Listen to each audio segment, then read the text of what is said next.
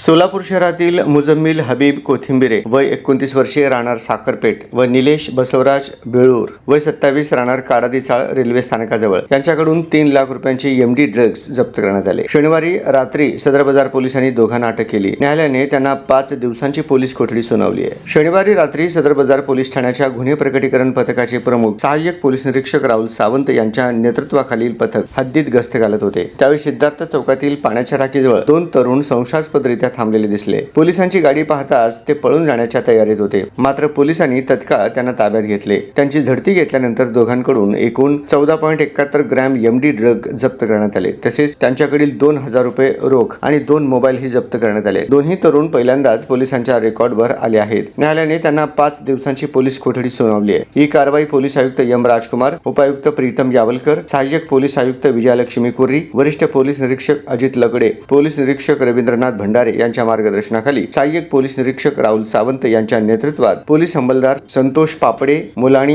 राजेश चव्हाण, बागलकोटे, प्रमोद पकाले, विशाल बोराडे, उमेश चव्हाण, हनुमंत पुजारी, परशुराम मैत्रे, अमीन शेख, सागर गुंड, सोमनाथ सुरवसे, काशीनाथ वाडेकर आणि आनंद निंबाळकर यांच्या पथकाने केली आहे। दोन्ही तरुणांना ताब्यात घेतल्यानंतर पोलिसांनी त्यांना वेगवेगळ्या ठिकाणी बसवून एमडी ड्रग्ज बाबत चौकशी केली। त्यावेळी एकाने आम्ही हे ड्रग्ज मुंबईतून आणले असे सांगितले, तर दुसऱ्याने रेल्वेतून एकाने स्थानकावर आणून दिले असे सांगितले। त्या व्यक्तीचे नाव विचारले असता माहिती नसल्याचे त्यांनी सांगितले। दोघांनी ड्रग्ज कोठून कोणाकडून आणले आणि ते कोणाला विकणार होते याचा तपास पोलीस करत आहेत। सोलापूर शहरात एमडी ड्रग्ज विक्री करणाऱ्यांविरोधात पोलिसांनी केलेल्या कारवायांमध्ये संशयितांची ठिकाणे वेगवेगळी आढळून आली आहेत। सदर बाजार पोलिसांनी पकडलेल्या दोघांपैकी मुजम्मिलकडे 6.82 ग्रॅम किंमत 1,36,400 रुपये आणि निलेशकडे 7.89 ग्रॅम किंमत 1,57,800 रुपये एमडी ड्रग आढळले। दोघांचेही ग्राहक वेगवेगळे असल्याचे प्राथमिक तपासात समोर आले आहे। तसेच ते ग्राहकांशी व्हॉट्सअप, इंस्टाग्राम आणि स्नॅपचॅटच्या माध्यमातून संपर्क साधत असल्याचा पोलिसांना संशय आहे। त्या अनुषंगाने पोलीस त्यांच्या मोबाईलमधील माहितीची तपासणी करत आहेत।